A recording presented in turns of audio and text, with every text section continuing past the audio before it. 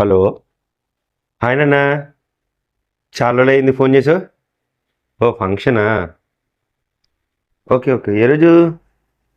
అవునా, వస్తాను నేను, కంపల్సరీ వస్తాను. ఓకేనా, కంపల్సరీ మర్చిపోయే ఫోన్ వస్తాను.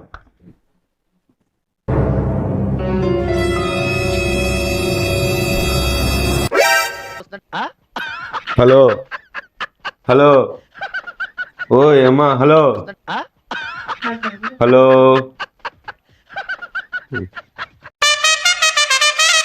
యాండి, ఆ, ఎదురింటి వర్మగారు వాళ్ళ ఇంట్లో ఏంటి అంత పెద్ద గొడవ?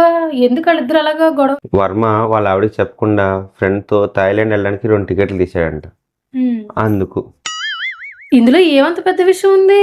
ఫ్యామిలీ గురించి పొద్దున్నే సాయంత్రం అంత కష్టపడతారు కదా, 2 రోజులు అలా వెళ్తే ఏమవుతుంది?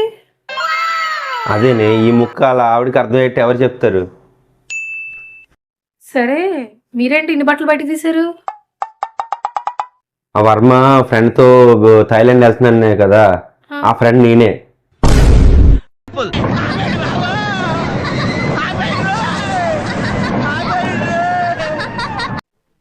యాండి, ట్రూత్ ఆర్ డేర్? అయితే మీ ఫోన్ పేలో ఉన్న మనీ మొత్తం చూపించండి.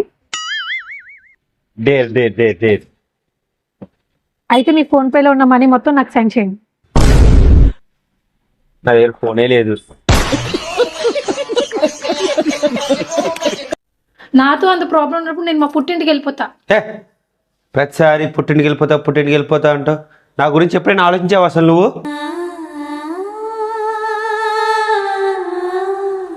వెళ్తా అంటావు కానీ ఎప్పుడైనా వెళ్ళావు అసలు నువ్వు?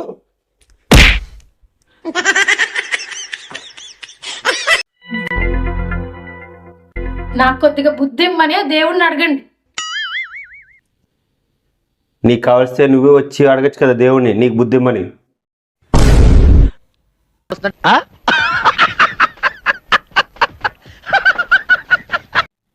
ఈ ప్రపంచం అంత ఎదిగినా నాలాంటిది దొరకదు మీకు. నాకేమైనా పిచ్చి అనుకుంటున్నావు ఏంటే? ఇంకో దాన్ని కూడా ఇలాంటి దాన్ని ఎత్తుకోవడానికి.